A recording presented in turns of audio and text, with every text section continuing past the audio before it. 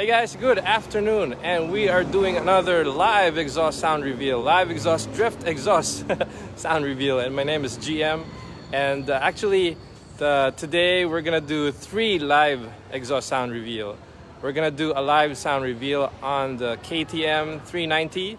We're gonna do a live sound reveal on these 2 babies. Yeah, we have the Explorer, which is a V6 Explorer, and we also have the Altis. So we have done a lot of projects, and actually our projects are piling up. We have a lot of big bikes lined up.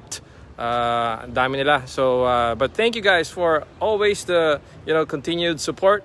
Now that we have done 3 of these vehicles, so we have a sedan, we have an SUV, and we also have a big bike.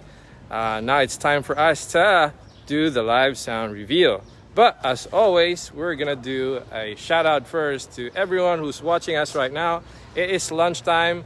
I haven't taken my lunch yet, but hearing these vehicles make me full already. So it's actually a treat. So I hope that you feel the same way. But then again, I want to give a shout out to Jimmy Gonzalez, Michael Angelo Cruz, Adrian Condon, Tiapson, Paulo Angeles, Kevin Sean Baudet, Lemuel Simbilio. Greetings here from Pampanga. Hey brother. And then kay Christian Aureliana.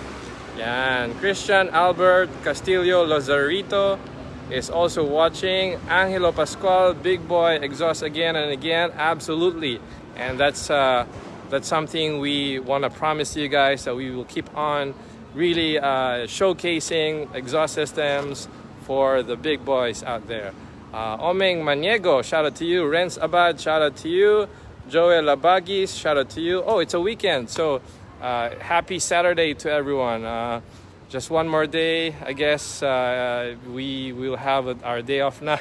So every Saturday or every Sunday, we're closed, and really that's for us to rest. Which is very well deserved for everyone.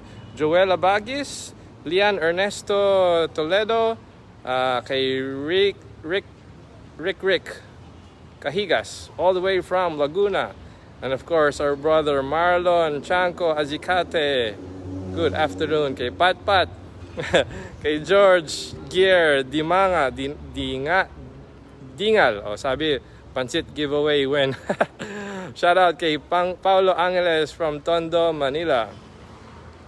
Renz Abad, question niya, bakit di daw nag-full exhaust si Boss Reed?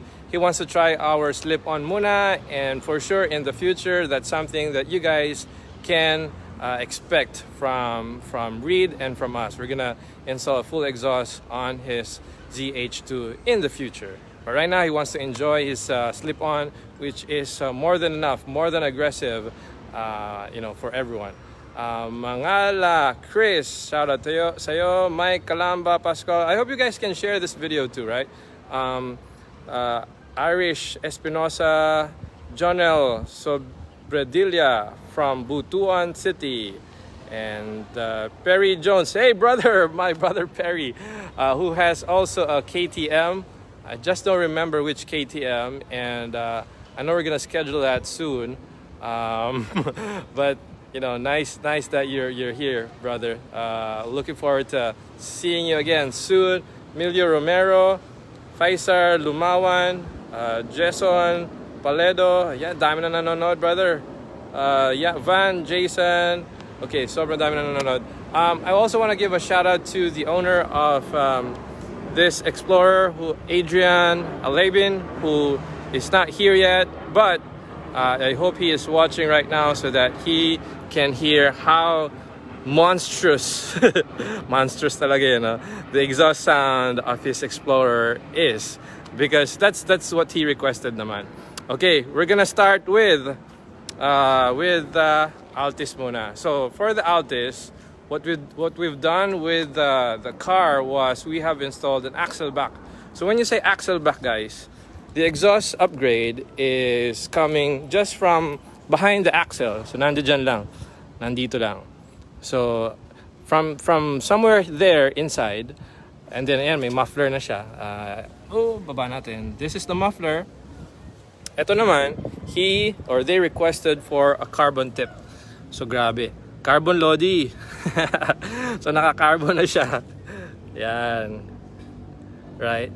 So this is a quick upgrade, which is comparable to a slip-on for the big bikes. Or this one, it's also kind of like an axle back or a slip-on. So pag sinabi mong axle back, ang equivalent nun sa big bikes would be a slip-on. Yan, somewhere here lang. So we have installed a slip-on exhaust system for this bike. And my thought process here was I wanted to have a deep tone sound lang. It's a single cylinder with only 390 cc cubic liter or cubic centimeter of engine. So abangan nyo guys kung ano magiging tunog ng sa KTM. And at the same time for this one, we have installed downpipe. So somewhere here yan actually. So somewhere here the exhaust upgrade up to the back end. So ito naka-carbon din. Yan. So glossy din yung pinili niyang carbon and it's authentic. Yan, may tunog-tunog pa. It's authentic. And it's dual exits. Yan. All right. So, we're gonna start with Altis. Matutuwa kayo dito guys because kahit axle back lang, it's gonna sound like a proper let's say proper sports car na stock. All right, but before that I'm gonna call yung owner. Paolo, halika rito. Hey, Paul. Yan. Good afternoon, brother. Good afternoon. So, we're gonna install, we have installed the axle back, brother, no? And ni-request mo yung carbon tips. So, ngayon, papakinggan na natin. Mel, pa-start naman before umulan pa. Ito. So, pakinggan natin yung tunog ng axle back for the Altis. Yan. So, that's the tunog. Hindi siya maingay kahit naka-idle. You will just hear a deep rumble lang. So hindi ka magpapapansin dito, right? Kunyari dumadaan ka sa village, hindi ka magpapapansin dyan yung mga kapitbahay mo, walang problema kahit sa umaga. But once you rev it, Mel, pa-rev. Yun.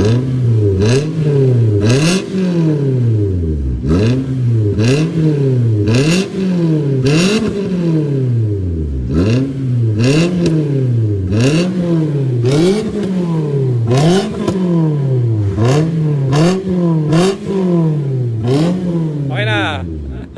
So take note guys, axle back pa lang yan brother.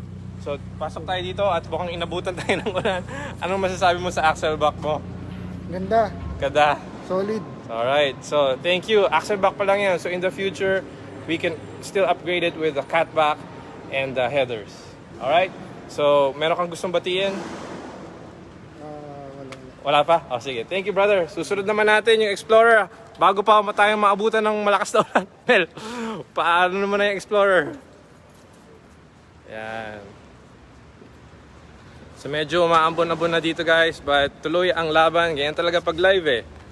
So, what we're hoping here is a deep bass rumble from the Explorer. So start na natin. Go ahead. Yan.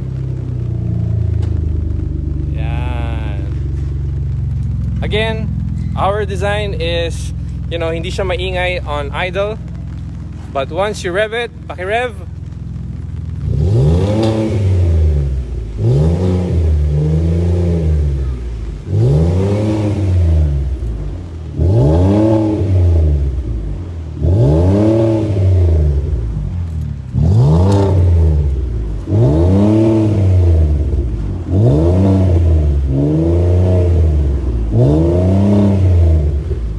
I don't know if that's something you can hear, pero lumalabas talaga yung yung sound ng pagiging V6 niya. So yan. I will wait for Adrian, who is the owner of the Explorer, and now the time that we've all been waiting for really is to start. Okay na yan, Mel. To start the KTM. Pero dahil medyo maambon lang, hanap lang tayo ng papasok na ito. Kuya Crispin! Lagay natin sa loob nga. Alright, papasok natin muna itong maambon kasi dito. But, so far, we have done sound reveal for the Altis, ating Altis, and the Explorer. Ngayon, ipapasok natin dito muna. At umuulan na. Dadami tayo pagka hindi tayo umalis dito. So, we're gonna start her. We're just gonna move the bike inside the warehouse para hindi tayo mabasa. So, wait lang guys ha. Ito. Lipat lang natin ang ating race bike rider na si Mel. Dito na, dito. Yan, lipat na natin sa loob guys ha. Wait lang. Yeah. Okay na yan. So, pasok natin. Okay yan. Yun. Wait lang. Sige. Alright. Ayan, papwesto na natin siya sa loob. Alright. Adjust natin. Okay. So, I'm gonna quickly interview King. King, brother, halika dito. Yan. King, who is also from Union Bank. Yeah. He helped me with my papers with my Genesis Coupe. So, thank you so much for the assistance, King, brother. Welcome, bro. Meron ka bang gustong batiin or shoutout sa mga tao right now? Shout out to my wife lang, si Leslie, and my two kids, Carter and Cassandra. You know. Alright. And if they have any inquiries about Union Bank, saan kanila makakontak o saan kanila pupuntahan? Yeah, through GM lang, PM nyo si GM. Alright. And then refer nila kay sir. Alright. Go Union Bank. Okay, so let's go ahead and do the cold start muna tayo, brother. Idle muna tayo dito. So again guys, this only has one cylinder. Doon ka sa kabila, brother, para makita ka. Ayan. Okay. Alright. Ayan.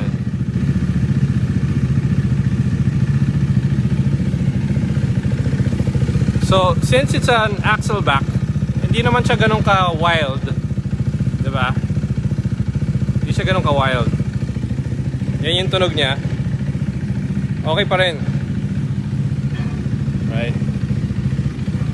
And I made a design na it's bigger than usual because I wanted it to sound deep. So, yan. Yan siya ngayon. So, okay, rev na natin. Rev mo na, brother. Kahit pa konti lang. Yan. Yun.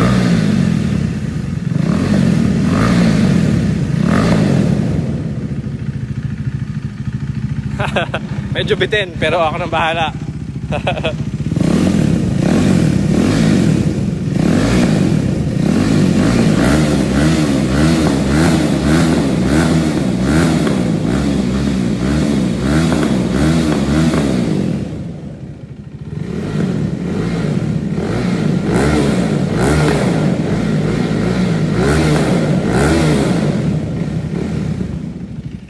So who would have thought that a single cylinder bike with just a slip-on can sound ridiculously good as that?